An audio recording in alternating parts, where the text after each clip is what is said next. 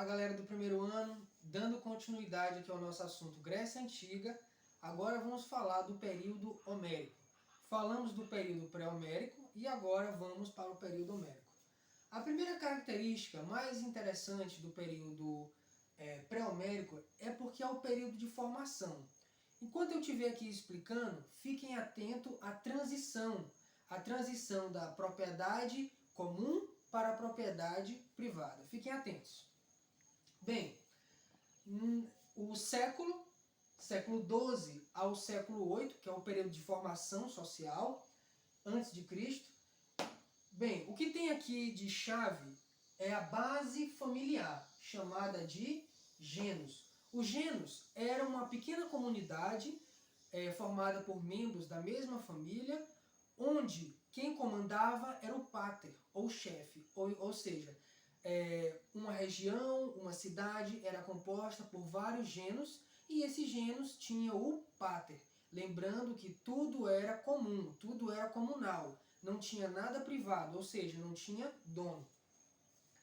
A economia era agrária e autossuficiente, ou seja, eles viviam da terra, eles viviam da agricultura. O comércio ficava em segundo plano e tudo que eles produziam era somente para eles e para consumo próprio, dentro do genus. A gente chama isso de sistema gentílico. Como eu já falei, quem administrava as funções era o pater, que tinha a função de chefe. Com o aumento da população, dentro do genus, há um declínio. E esse declínio é bastante evidente. Por quê? Com o aumento da população, há uma necessidade de um maior número de alimentos.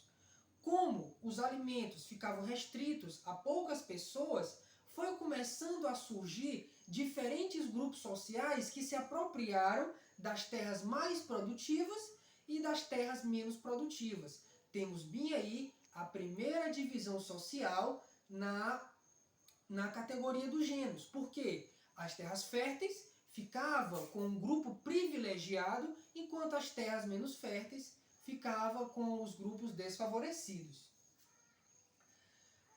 Surgimento das divisões sociais, ou seja, essas divisões sociais aí eram caracterizadas pela propriedade, ou seja, as terras férteis e as terras menos férteis. Surge o que a gente chama de propriedade privada. A propriedade privada, ela surge no exato momento em que a terra não é mais comum a todas as pessoas. A terra passa a ser restrita a um pequeno grupo. Foi aí que milhões ou milhares de gregos se viram desapropriados e fizeram o que a gente chama de segunda diáspora grega. A primeira diáspora grega foi por conta da guerra, a invasão dos dórios. A segunda foi a falta de propriedade. Foi aí que surgiu a colonização. Podemos dizer que foi uma colonização forçada. Eles se retiraram para novas ilhas, eles se retiraram para a Ásia Menor, fundaram cidades, fundaram vilas, e por isso que a gente chama o mundo grego, porque não é restrito apenas a um lugar, mas uma vasta região.